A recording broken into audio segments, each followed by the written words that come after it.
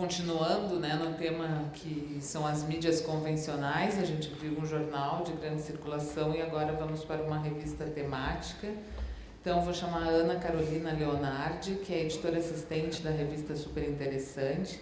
Ela é jornalista pela Escola de Comunicações e Artes da USP, trabalha com comunicação científica desde 2013, estudou comunicação digital e novas mídias na University of Leeds, no Reino Unido, em 2015.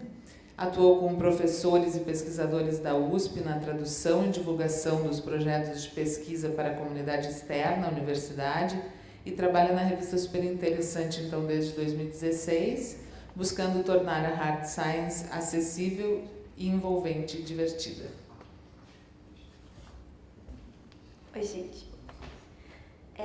Quando falaram, palestra sobre revista temática, eu achei que era uma boa começar falando sobre o que a Super trata, né? A Super existe desde 1987.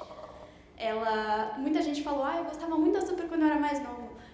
A Super, o nosso público principal é de pessoas entre 17 e 31 anos, então acho que as pessoas que já são interessadas em ciência começam muito antes, mas esse é o público com quem a gente dialoga.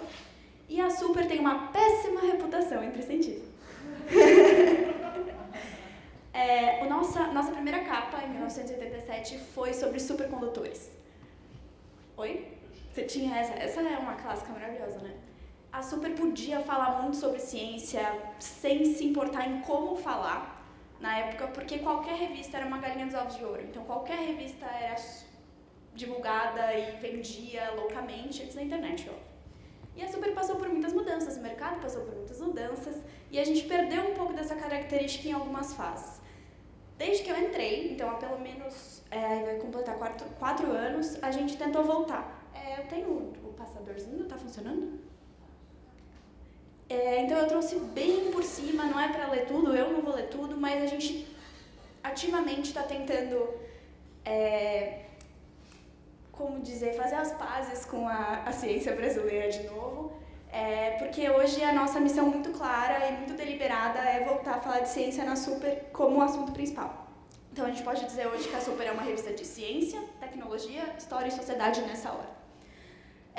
E eu acho que hoje é um momento especificamente legal da gente conversar, porque jornalistas e cientistas nunca tiveram tanto em comum. A gente compete como inimigo número 1 do governo atual, e ninguém sabe exatamente o que a gente faz e por que a gente faz o que a gente faz. Então, acho que é um bom momento da gente conversar. O principal problema na relação entre o jornalista e o cientista é que a gente faz coisas muito diferentes e as nossas prioridades são muito, muito diferentes.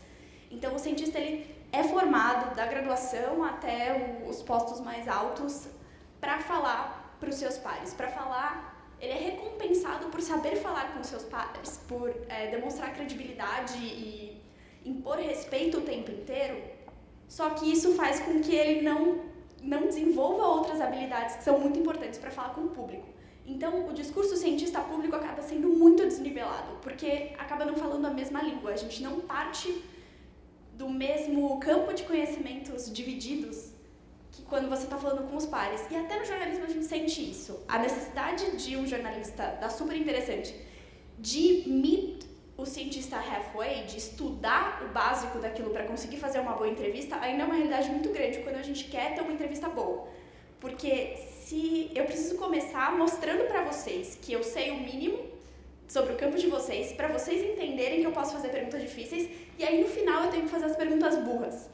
Porque se eu entendi só com os termos técnicos, eu não consigo traduzir depois mais pra frente. E mais pra frente, como a gente vai falar aqui, eu preciso criar pontes com o público, eu preciso criar metáforas que aproximem esse público do que vocês estão falando pra mim.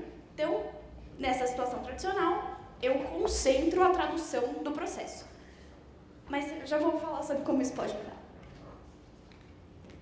A questão de valorizar coisas muito diferentes, eu quis trazer essa... Tem uma pesquisa que fala sobre... Aliás, é o Handbook of Science Communication, que eu posso passar o link para vocês. Ele tem várias dicas e tal. Ele é meio antiguinho. Mas aqui compara as nossas prioridades com as de vocês. E aqui talvez eu contradiga um pouco a fala anterior, porque em muitas situações a gente valoriza, assim, acho que isso apareceu nos exemplos, a proposta, a busca pelo conhecimento, a informação incompleta, a informação inicial. Então, eu acho que são coisas que apontamentos fazem sentido para o jornalismo mesmo, muito mais do que fazem para a ciência. Bom, a questão da linguagem simples e do humor, eu acho que vale bastante a pena falar sobre isso. Todo mundo fala, não, a gente tem que levar a nossa ciência a sério, a gente não pode fazer piada com o que a gente faz, a gente não pode parecer infantil, bobo, etc. E eu acho que sim, a gente às vezes peca como comunicador de tentar puxar o humor como única forma de abrir portas, de começar a discussão. Mas a Super fez uma pesquisa e perguntou o que os nossos leitores gostam na gente. E o humor ficou tipo, textos divertidos, textos humorísticos, ficou em tipo 7ª, 8ª posição. A primeira, disparado, era a simplicidade da linguagem. Nossa, eu tô meio nervosa, né, gente? Bom, então, eu quis trazer também como seria um cenário ideal. Vocês não precisariam fazer tanto e sair tanto do lugar de vocês para conseguir comunicar. Vocês teriam um grande apoio da universidade, da parte de comunicação, para conseguir fazer esse meio, para intermediar essas diferentes prioridades. E aí vocês teriam que ter, basicamente, paciência. Paciência e ser essas fontes de conhecimento que vocês já são. E aí teria alguém fazendo essa ponte. A universidade tenta, e a gente sabe, e a gente também tenta fazer um pouco desse papel. Mas acaba não dando certo, não tem tempo, não tem recurso hábil para a gente fazer isso hoje. Então, se a gente tem que aumentar hoje a divulgação científica, o que a gente pode fazer? Se eu só tiver que falar uma coisa hoje com vocês, é sobre isso aqui. A gangorra entre precisão e didatismo. O purismo está aqui. Toda vez que a gente vai tentar falar com a maioria dos pesquisadores, eles põem o pé na gangorra e fazem assim, precisão. Precisão, precisão, precisão, precisão, precisão, precisão. E aí você vai lá, você escreve o texto, vai pendendo pro didatismo. Vai pendendo, vai pendendo. Dependendo do chefe que você tem, você põe o pé no didatismo. E aí você manda de volta pro pesquisador a pesquisa. A pesquisa não, o texto final. E aí ele faz o quê?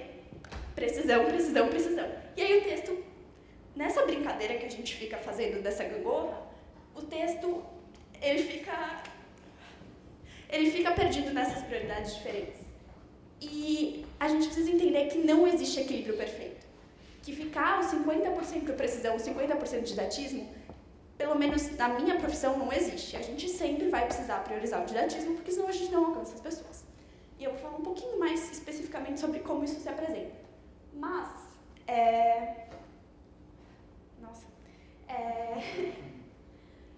Mas, de qualquer forma, é mais ou menos isso. Se vocês quiserem encontrar as pessoas, você precisa abandonar o purismo, porque você precisa encontrar as pessoas onde elas estão. A regra número 1, quando a gente escreve um texto para Super, é que você precisa chamar a atenção desse leitor a qualquer custo. E aí, depois que você chamou a atenção dele, você trouxe ele para o seu texto com um título, com um primeiro parágrafo, você pega ele pela mão e você vai mostrando, camada por camada, que aquele assunto é complexo.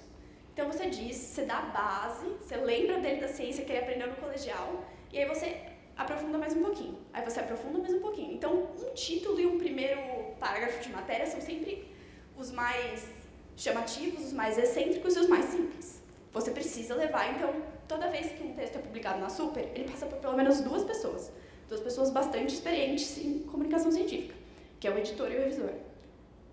Depois de sair da mão do repórter, obviamente. Se em algum momento que passou pela mão dessas pessoas, ele diz, não dá para entender o que está escrito aqui, ferrou, começa do zero, você tem que pegar pela mão e subir a escadinha de novo. E é aí que a gente se desentende, eu e vocês. Então eu vou dar um exemplo que vocês vão gostar menos de mim agora. Eu estava entrevistando um pesquisador da UFRJ, ele trabalha com reprogramação de células adultas para a célula-tronco, e ele faz isso para montar minicérebros. Então as células, ele traz de volta para a célula-tronco, reprograma como neurônio e monta modelos de minicérebros que são representativos do indivíduo de onde saiu a amostra inicial. Questão, ele precisa examinar também e fazer esses modelos para pacientes com alguns problemas ou com uma certa idade, dos quais você não pode, é mais difícil você tirar uma amostra de sangue. Então ele começou a fazer isso a partir de células de urina. Aí eu fiz a entrevista, achei o assunto incrível, na hora de pôr o título, Eu usei a expressão cérebro de xixi. Esse caso especificamente, o pesquisador não me odiou, porque ele é muito bom de comunicação ele mesmo, ele é muito bom de divulgação, mas muitos pesquisadores que eu conheço teriam odiado, nunca mais falariam comigo. Então...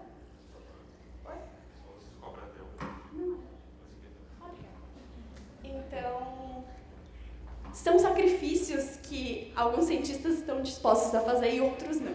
Mas foi a metáfora que eu escolhi, foi a minha ponta do iceberg. Foi a maneira de olhar, mostrar para chamar atenção. A palavra xixi dispara no olho da pessoa, mesmo que ela esteja ali scrollando às 3 da manhã sem saber o que está acontecendo. O cérebro de xixi acordou, vai clicar, vai entender. E aí, dentro do texto, obviamente, a gente não fica falando, usando essa expressão, a gente vai explicando o processo complexo, mas aí você já captou. É a isca que o André estava falando. A questão de você puxar por alguma coisa que chama atenção. Pode ser humor, pode ser uma expressão que mistura coisas muito contrastantes. Mas, enfim, precisa ter uma ponta de iceberg. O que acontece?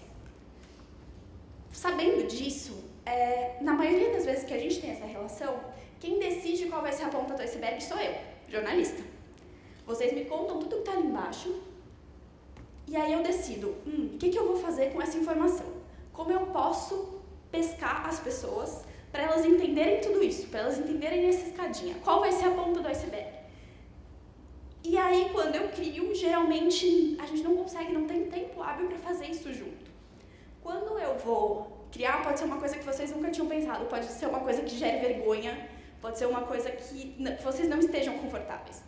E aí eu pensei, como é que eu posso ajudar eles a pensar, no momento que você vai escrever um press release sobre o seu artigo, etc., você mesmo a pensar qual que vai ser a sua ponta do iceberg, de que maneira você mesmo pode criar a metáfora, a linguagem, a ponte até o público geral.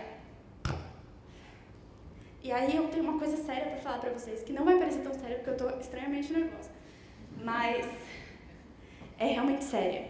Se no momento que você está dedicado a fazer comunicação científica, a alcançar o público, a fazer essa ponte, você está ali e você trava e pensa, meu Deus, o que as pessoas na faculdade vão pensar de mim? O que as pessoas na universidade vão pensar de mim? A chance de você começar a desconstruir a ponte, começar a construir um muro é muito grande. E é o que acontece toda vez que a gente manda um texto para um pesquisador revisar. Ele pensa, como é que eu posso aumentar o muro, em vez de como é que eu posso construir a ponte. Isso é muito importante. Se você está pensando na sua reputação, você muitas vezes está estragando a comunicação. Não estou falando que todo mundo tem que sair escrevendo cérebro de xixi, mas vocês entenderam o que eu quis dizer. E aí, essa questão de vocês se apropriarem um pouco mais da metáfora, vocês pensarem a sua ciência como comunicação, parte muito dessa pergunta, que é o que alguém na plateia tinha falado, de criar uma narrativa. E aí eu pensei em algumas coisas que podem ajudar. Isso passa por valores da notícia, que é o que o Guilherme já estava falando com vocês. Então eu peguei esse estudo um pouquinho antigo, e ele analisou mais de 1000 notícias com bastante circulação, né? Notícias que ficam populares, e ele viu que a maioria das notícias que ficam populares são notícias locais, notícias próximas das pessoas, o famoso gaúcho faz, que sai na 01. Gaúcho faz, X dá certo. Em São Paulo não, em São Paulo paulista faz, é sinal de que deu errado. Mas também tem, logo em seguida, tem uma coisa a qual o cientista tem alergia, que é a matéria de interesse humano, então é a matéria sobre a pessoa cientista. E também não é uma coisa que a gente costuma fazer na Super, porque é uma coisa que outros veículos podem fazer. Quem pode contar a história de uma pessoa por meio da ciência que ela faz é a gente. Geralmente as pessoas contam a história da ciência pela história da pessoa. São duas opções, as duas são válidas. Eu recomendaria que vocês pensassem nas suas próprias histórias, porque também ajuda. Mas enfim. Então, proximidade, conflito, polêmica, conflito envolvendo pessoas importantes, tudo isso é valor de notícia. Mas acho que não é tão importante para cá. E aí, bom, destacando isso, pensando em ciência especificamente, a gente pensa muito que o único valor é o ineditismo. Então, que você chegou lá e você publicou uma pesquisa nova e tem uma descoberta e tal. Ineditismo é meio frágil, porque ele é importante, claro, mas quando vocês têm alguma coisa que pode ser inédita para vocês, mas que, sem saber o contexto, o público entender o que é inédito naquela descoberta. Por outro lado, tem muita coisa que não é inédita para vocês, é velha, velha, velha, e para o público que nunca soube nada sobre a área de vocês, é super inédito. Você não precisa dizer que aconteceu ontem, mas você pode contar essa história, porque aí você já aproxima o seu público da tua área de pesquisa. Então, ineditismo, você tem que entender, de novo, ir até o público e entender o que vai ser inédito para ele. Enfim, eu não vou falar sobre os outros clássicos, porque eu acho que todo mundo consegue entender só de ler o que eles são. Mas eu acho que existem outros valores da notícia que são muito subestimados na hora que a gente, tanto eu quanto vocês, vai pensar em comunicação. Então, nem sempre uma coisa precisa ser uma notícia. O que faz mais sucesso na Super são as nossas explicações sobre o mundo. Então, assim, como funciona tal coisa que existe no dia a dia? De onde vem? De todo tipo de coisa. A gente escreveu um dossiê, que é um especial da Super temático, entenda de uma vez. E são textos, cada texto leva 5 a 7 minutos para ler. E são entenda temas que ninguém entende. E vai de o que a gente sabe sobre consciência até o que a gente sabe sobre matéria escura. São temas que eles fazem reverberar nas pessoas não só uma espécie de mística, que aí a gente tenta desmistificar, mas uma coisa que eu acho que é positiva. Eu até discordo do André quando a gente diz que a tecnologia vem trazer deslumbramento. Eu acho que isso pode ser positivo quando você quer chamar a atenção da sociedade. Então eu acho que sense of wonder é uma coisa essencial para quando a gente quer pegar ciências duras e transformar em uma coisa que as pessoas querem saber. Então, quando você pensa na Super, a gente faz muita coisa descolada, a gente faz muita coisa engraçadinha, mas das coisas que fazem mais sucesso, o tema que faz mais sucesso na Super é astronomia. E astrofísica e todos os campos correlacionados. Você fala de universo, as pessoas clicam, mesmo quando você acha que elas não vão clicar. Mesmo quando você acha que vai ser específico demais, mesmo quando você acha que não tem. E eu acho que tem tudo a ver com isso aqui. Faz as pessoas se deslumbrarem com a complexidade do mundo. E aí você poder oferecer o primeiro passo em direção a esse mundo complexo é um poder que vocês todos têm aqui. E é muito, muito importante. E aí aqui eu coloquei algumas perguntas que eu acho que vocês podem fazer para vocês mesmos. Você não precisa contar a história inteira de nada, mas a pesquisa de cada um de vocês conta um pedaço de uma história. Pode ser um pedaço da história de vocês, ou pode ser um pedaço da história daquele campo da ciência. E eu acho que os dois podem ser igualmente importantes. Então, se vocês pensarem nessas coisas, de certa maneira, a metáfora da ciência de vocês, a poesia da ciência de vocês, que no dia a dia eu tenho que inventar, porque o pesquisador nunca para para pensar sobre isso, vocês podem ter um pouquinho mais de autonomia. E aí vocês conseguem escolher que tipo de ponte vocês vão construir. Vocês não precisam confiar na minha, porque nem sempre a gente vai concordar. Aqui também, mesma coisa. Dicas, as coisas mais tradicionais que a gente costuma contar em termos de história. Então, quando você vai contar a história da relatividade, você pode escolher contar a história do Einstein, que é uma coisa que dá muito certo, ou você pode contar a história do desenvolvimento da teoria desde o começo. Dependendo do público, também costuma dar certo, mas são os jeitos mais tradicionais. Outros jeitos que eu acho que valem a pena pensar. Qual foi a grande pergunta que te motivou a ir para esse campo de pesquisa ou para desenvolver essa pesquisa em específico? A gente sempre vai buscar alguma pergunta que empolga a gente. E aí eu sugiro você fazer o teste com qualquer pessoa que você conheça, mas que não esteja diretamente ligada ao teu campo de pesquisa. Conta alguma coisa para ela que você acha que pode servir como ponte, pode servir como metáfora, e vê se o olho dela brilha. Se o olho dela brilhar, você tem uma coisa ali. Então eu acho que é um equivalente do contar para sua avó, mas se você tem medo da hipersimplificação, tenta entender aonde que está o sense of wonder da sua pesquisa. Aqui mais coisas vocês podem ler, né? A gente não pode dizer, não vou ler tudo porque eu acho que eu perco muito tempo, mas enfim. De novo, a coisa de personalização da ciência, você pode usar a sua história, você pode usar a história de outro pesquisador que ajuda a embasar aquilo que você quer contar, você pode usar a história da ciência em si. Então a gente fez uma matéria sobre vacina, em vez de dizer, porque os antivaxxers estão destruindo tudo, a gente foi contar a história dos primeiros antivaxxers. Não sei se vocês sabem, mas os primeiros objetores de consciência do exército, sabe as pessoas que vão pra guerra e se recusam a matar? Teve um filme sobre isso, ganhou o Oscar. Enfim, começa com vacina. A pessoa dizia que ela era, que por princípios filosóficos ou religiosos ela se recusava a se vacinar. E assim começa o movimento de Vaxxer. Enfim, a gente sabe esses factoides porque eles ajudam a enriquecer a história que a gente quer contar. E, por último, a última coisa que eu queria dizer é que ontem a gente estava falando como que a gente estimula a criatividade no ambiente acadêmico. E eu acho que hoje a gente costuma, no ambiente em que vocês estão, a formalidade e a precisão costumam ser as únicas coisas que são recompensadas com alguma frequência ao longo da carreira inteira. Isso forma hábitos. A gente precisa começar a formar desde o começo esses outros hábitos, os hábitos de olhar para a sua ciência com plena seriedade, mas entender que para essa ciência sair daqui e para o outro lado, você precisa pensar num caminho alternativo. E é isso, gente. Desculpa o nervosismo.